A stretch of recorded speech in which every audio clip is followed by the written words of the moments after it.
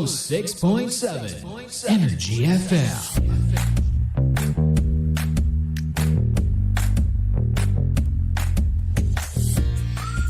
Same pero iba.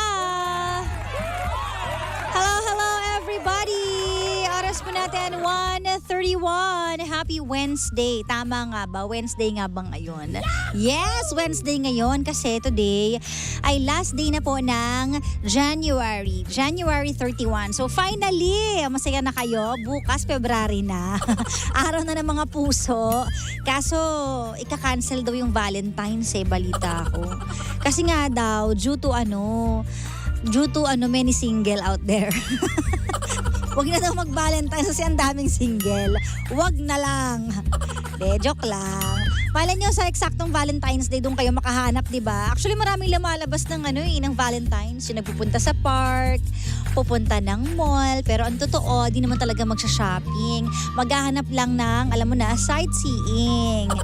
Malay mo, may makatagpo doon, di ba? Marami nangyayaring ganyan na yun doon nagkakakilala, nagkakabungguan. O kaya naman sa mga sa mga bars. Ayun! Sabi nila kasi kapag nakilala mo daw sa bar yung isang tao, napakaliit daw ng possibility na siya yung magiging lifetime partner mo. Kasi kumbaga nakilala mo siya sa walwal times. Pero hindi ako naniniwala doon not all the time. Diba? Kasi may mga nakilala na doon na napangasawa. Yun yung naging asawa nila for life. O diba? So, depende pa rin yan sa tao. Anyways, we are live on Facebook. Kaya naman, eto na, silipin mo na ako sa Facebook. Energy FM 106.7. O kaya naman, DJ Kara. That's DJ Space K-A-R-A. At hulaan mo kung anong suot ko ngayon. Isa to sa mga paninda namin. Follow nyo na rin yung page ko, GK Shop. Oo, di ba? Kaloka kahapon, talagang live tayo. Hindi mo na mamamalayan yung oras, no? Kapag may kausap ka pa talaga. Kausap ko sarili ko, pero di ko na malayan yung oras. Ang bilis, grabe. Pero ito nga yung pinakamahaba daw na oras sa lahat, itong January. So, ewan ko na lang kung magrereklamo pa kayo, ha? Kasi Feb na bukas. Diba, alam mo kung ako nga i-extend ko pa yung January, gusto ko pa kasi marami pa akong gustong gawin. Para kasing feeling ko pag nag-step forward ka na sa another month, parang ayan na naman, nagsisimula na naman. Kasi once na mabilis yung pagtapak ng February, March, April, May, darating na naman yung December Diba, parang ayaw mo ng, no, ganon. Ay nako, pero samantalahin na lang natin yung bawat araw na maging productive tayo. Yan ang very important. Lagi ko sinasabi yun, maging productive ka sa bawat araw na ginagawa mo. Para wala kang regrets.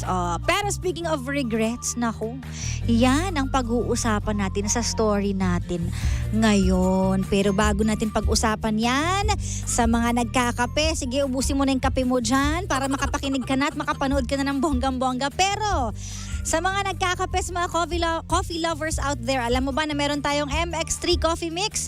Ito po ay may high source of vitamin C at calcium with antioxidant benefits at cholesterol free. Kaya kung magkakape ka, dapat yung healthy. Kasi ito rin po ay may low acid coffee and may low calorie sweetener na tinatawag na sucralose. Yun yung hindi nakakapagpataas ng blood sugar levels and blood pressure. Para makasiguradong tunay, natural, original na MX3 ang inyong mabibili, siguraduhin lamang po na sa mga leading drugstores nationwide kayo bibili. For any inquiries, visit their website, mx3ph.com or call the hotline 0918-8888-693. Ayon. Yes, yo. Ito na. Ready ka na ba? Kasi ako ready na ako. Para sa mga may mga regrets in the past. Itong story na to ay para sa inyo. So please, like and share this live video para masaya tayong lahat sa live na magkakasama. At pwede ka rin mag-comment dyan mamaya after ng ating story. So, like, and share. Simulan na po natin ang ating story. Dito lang yan sa Sincerely, Kara.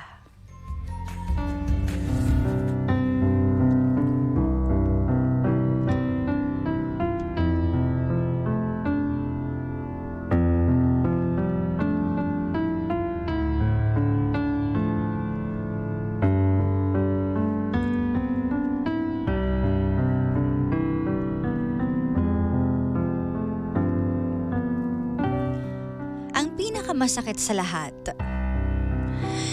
Yung nasa iyo na yung taong mahal mo, pero napakawalan mo pa.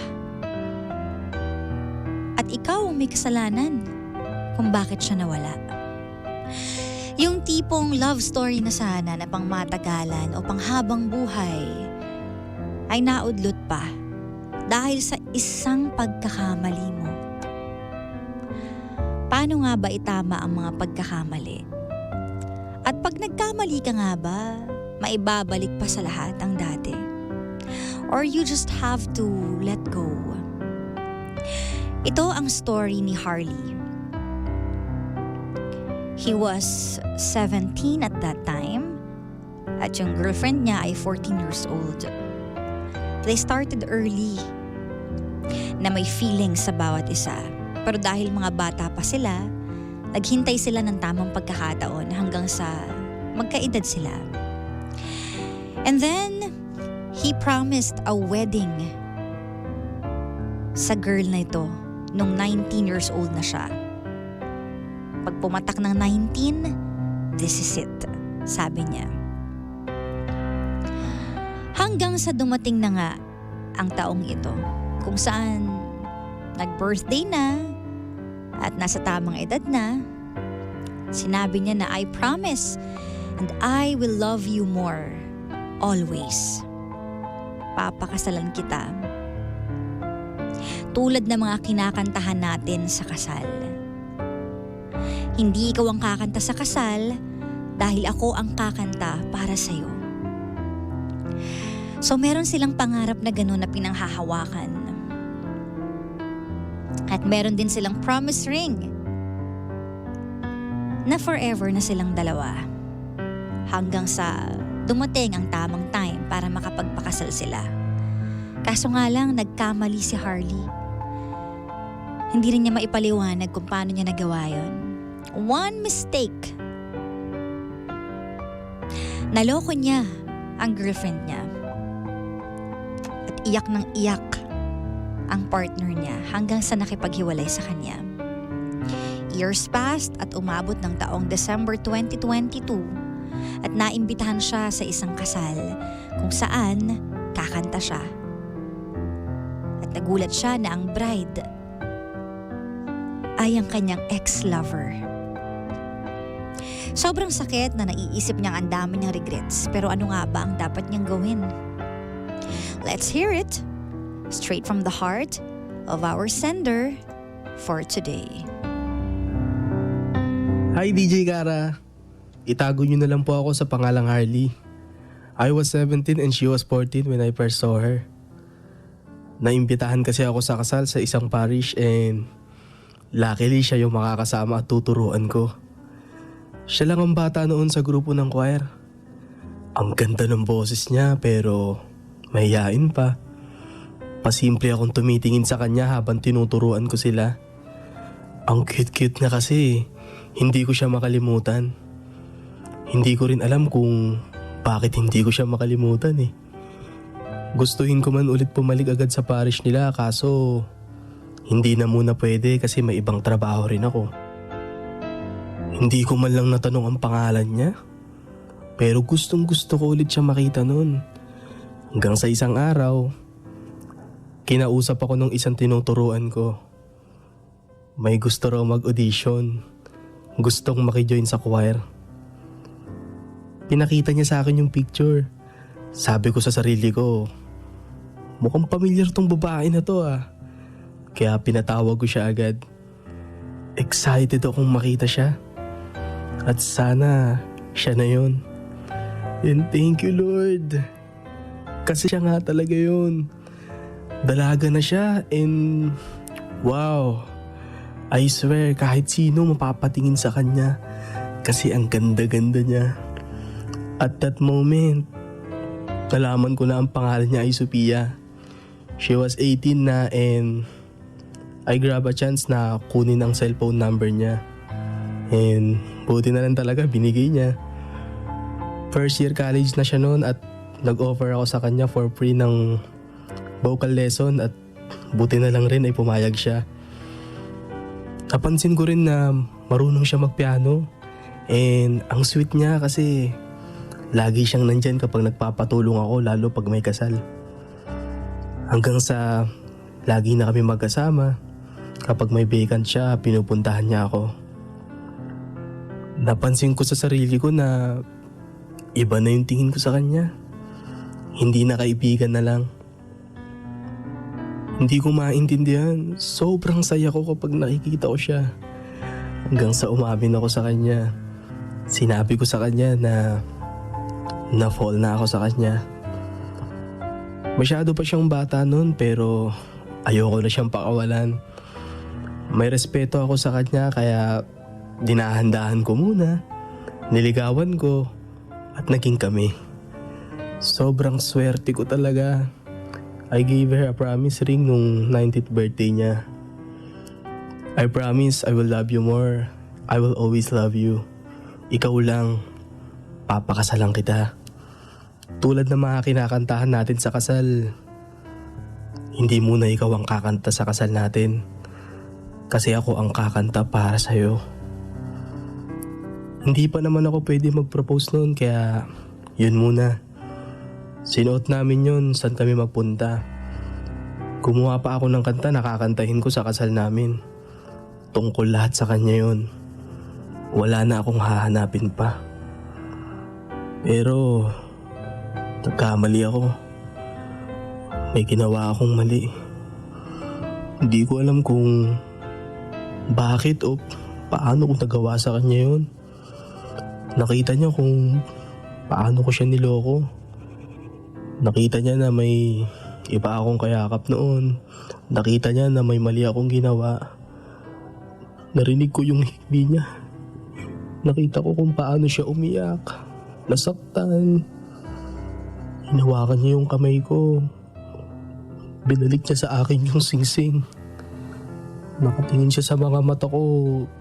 Napaluha ako nung pinilit at nahihirapan niyang sabihing mahal na mahal kita.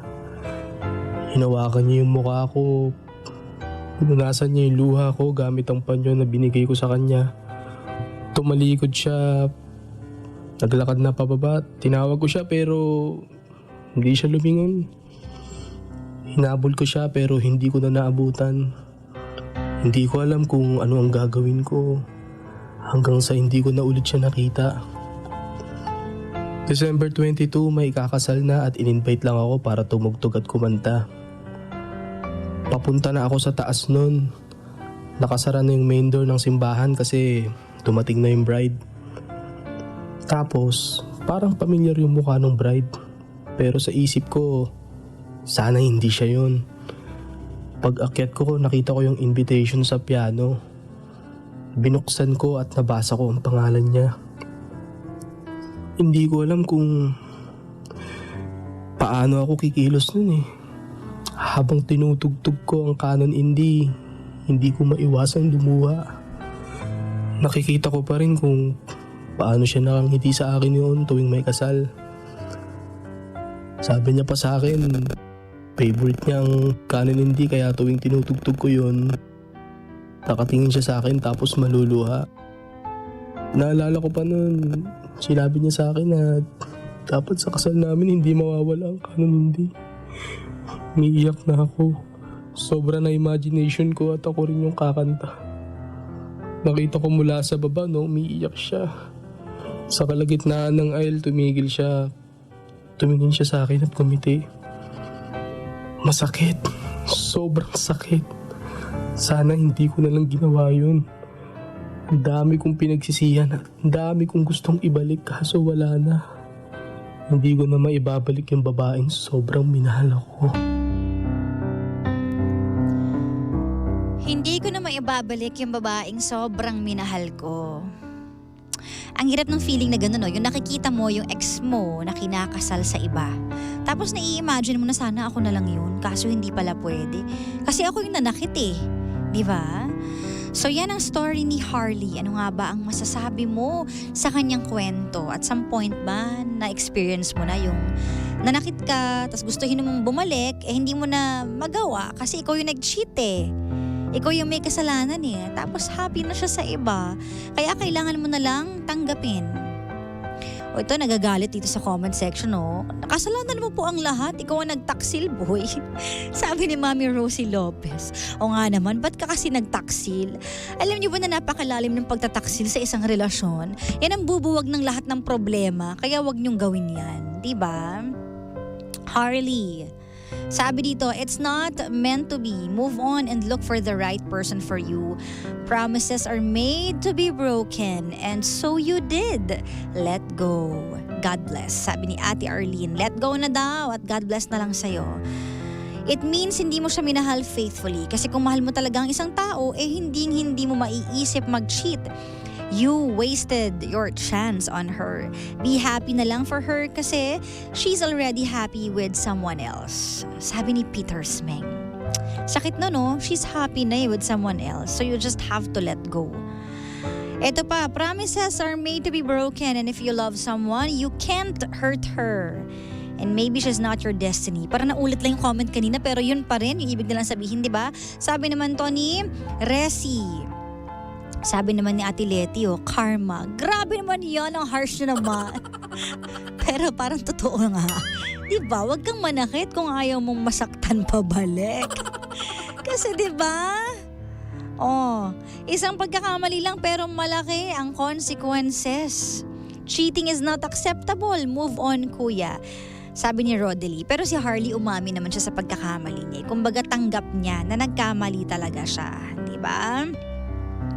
Sabi pa dito, maging masaya ka na lang sa niloko mo na minahal mo. Move on ka na lang kasi kasalanan mo naman. Sabi ni Ate Marites. Ang hirap no, yung parang who's to blame? Alam mo sa sarili mo na I am to blame. Wala na akong magawa. Kaya you just have to be happy for her. Hanggang doon na lang talaga. So sad, sinayang mo ang pagkakataon. Minahal ka ng todo ng taong minahal mo. Ganun talaga. Laging nasa huli ang pagsisisi. Sabi ni Mami Cynthia. Ganun talaga ang buhay. Kapag gumawa ka ng tama para maging maayos ang takbo ng buhay mo. Pero laban lang ang importante. Importante, mahalaga nga yun. Sabi ni Marvin. Gumawa ka ng tama para ang maging balik din sa buhay mo is tama. Diba?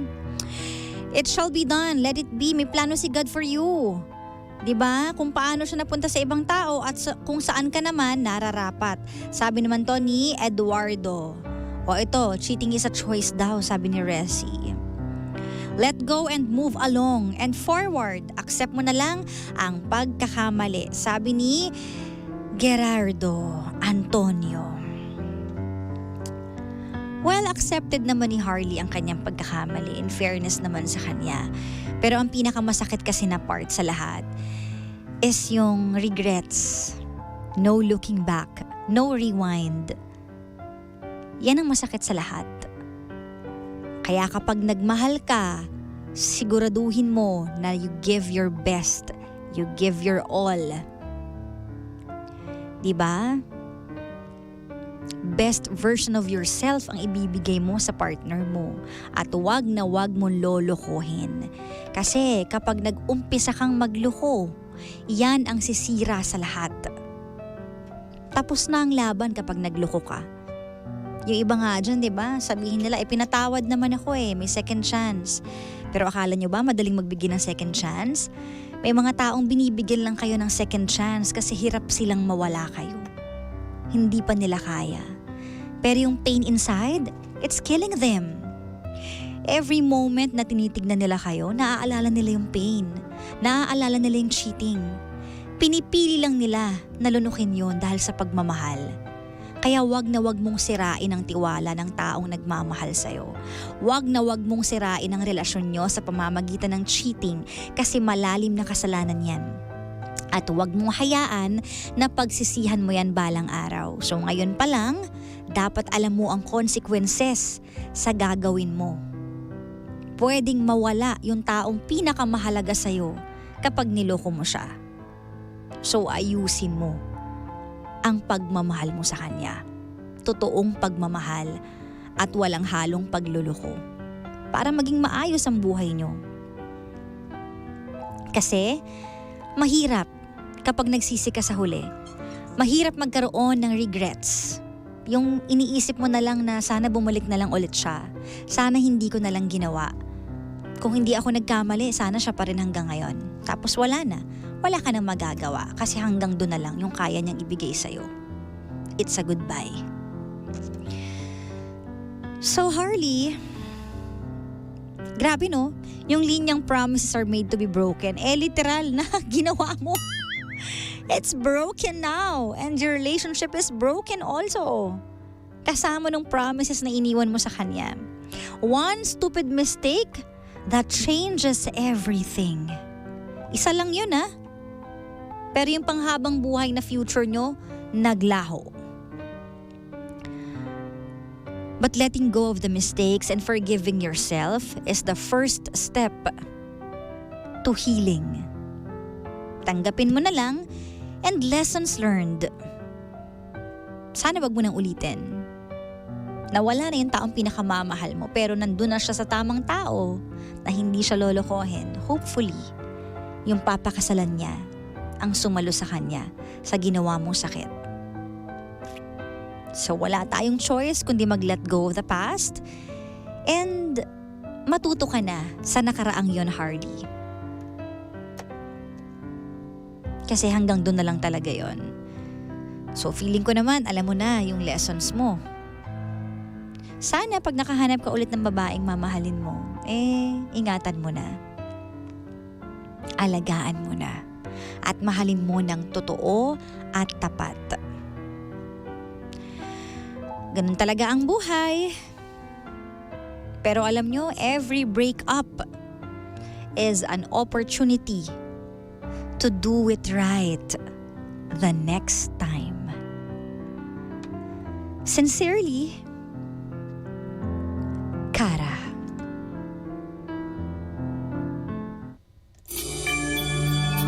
Your playground, now online. Bet88 has over 1,500 games, secure and fast gameplays. Meron